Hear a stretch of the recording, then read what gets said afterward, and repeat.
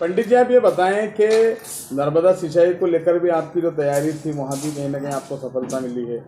Trauma centre की भी लेकर आपने बात रखी थी, वहाँ पर कलेक्टर साहब ने जाकर औचक निरीक्षण किया।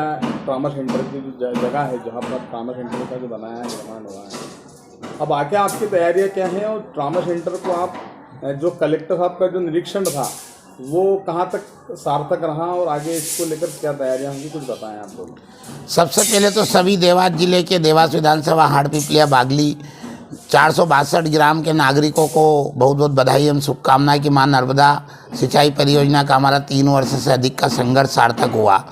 अपेक्षा राजनीतिक दलों के सत्ता पक्ष का सहयोग नहीं मिलने के बाद भी हम लगातार हताश नहीं हुए और अंत में हमको सफलता प्राप्त हुई आप सबके सहयोग से।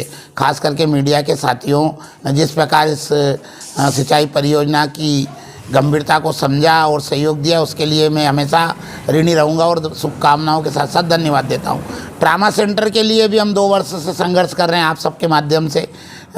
श्रीमान कलेक्टर महोदय से निवेदन किया कि छोटे छोटे ज़िलों में छोटी छोटी जगह पर ट्रामा सेंटर हैं, आकस्मिक दुर्घटना या प्राकृतिक दुर्घटना के समय बहुत आवश्यकता रहती है, हमको छोटे छोटे इलाज के लिए भी या तो प्राइवेट हॉस्पिटल या इंदौर की ओर जाना होता है।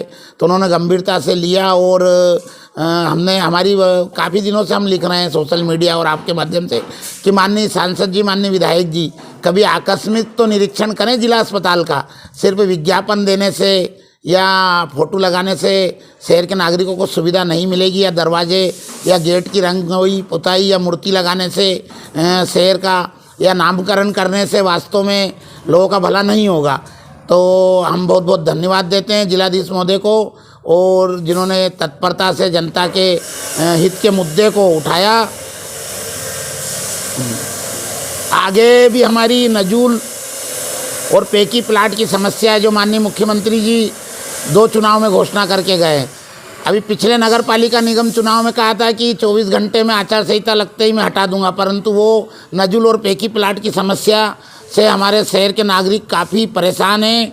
ऐसे संवेदनशील मुद्दे पर जनप्रतिनिधि चुप है, जो चिंता का विषय है, आश्चर्य का विषय है। सीएम राइज स्कूल के लिए भी हमने निपानिया में भी जगह बताई है, माननीय कलेक्टर महोदय से निवेदन किया है। नागदा में भी ज़मीन है, जेतपुरा में भी ज़मीन है। मेडिकल कॉलेज की भी शीघ्र स्वीकृति, हम लगातार संपर्क में हैं। मेडिकल कॉलेज के लिए हमारा पत्र व्यवहार जारी है। मेडिकल कॉलेज की हमारी वर्षों पुरानी मांग है।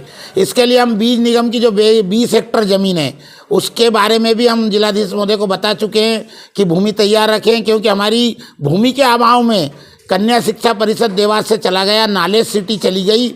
केंद्रीय विद्यालय 2013 से हम प्रयासरत थे, केंद्रीय विद्यालय क्रमांक 2 स्वीकृत है, परंतु हम भूमि उपलब्ध नहीं करा पाए, तो वो उसकी सुविधा भी हमको जनता को नहीं मिल पा रही है। तो ऐसे जनहित के विभिन्न मुद्दे हैं, इन मुद्दों पर भी हम अभी सड़क पर संघर्ष करेंगे और जनता को ये सुविधा दिला के रहेंगे। इसमें आप सबका सहयोग हमको मिलता रहे। शहर के बुद्धिजीवी स्वाभिमानी नागरिक भी हमको अब धीरे धीरे सहयोग देंगे, क्योंकि कहीं ना कहीं शहर में अभी आज़ादी की कमी है। नागरिकों ने अनचाहे ब्रिज को भी अपना लिया, जो चिंता का विषय है। औद्योगिक क्षेत्र भी हमारा चला गया। आदरणीय श्री चंद्रप्रभाष जी शेखर साहब के बाद कोई बुनियादी ठोस सुविधा हमको नहीं मिल पाई। हम इंदौर से इतने पास हैं, परंतु छोटी छोटी सुविधा के लिए हमको इंदौर की ओर जाना रहता है।